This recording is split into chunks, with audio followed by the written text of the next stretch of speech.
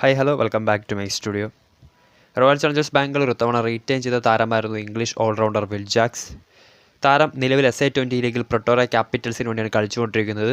വളരെ മികച്ച പ്രകടനമാണ് താരം SA-20 ലീഗിൽ ആഫ്രിക്കൻ മണ്ണിൽ പ്രൊട്ടോറ ക്യാപിറ്റൽസിന് വേണ്ടി കാഴ്ചവെച്ചുകൊണ്ടിരിക്കുന്നത്. അതിനാൽ തന്നെ വരാനിരിക്കുന്ന IPL സീസണിൽ ബാംഗ്ലൂർ റോയൽ ചലഞ്ചേഴ്സിന് ആശ്വാസം തന്നെയാണ് വിൽ ജാക്സിൻ്റെ പ്രകടനം.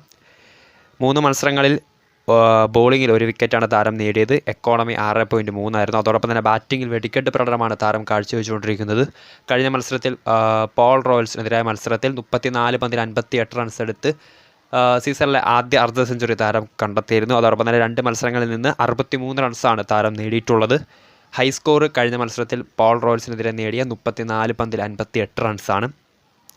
അതോടൊപ്പം തന്നെ 6 ഫോറുകളും 4 സിക്സുകളും താരം ഇതിനോടകം തന്നെ SA-20 ലീഗിൽ നേടിക്കഴിഞ്ഞിട്ടുണ്ട്. വെറും 2 മത്സരങ്ങളിൽ മാത്രമാണ് താരം ബാറ്റ് ചെയ്യാൻ നിയോഗിക്കപ്പെട്ടത്.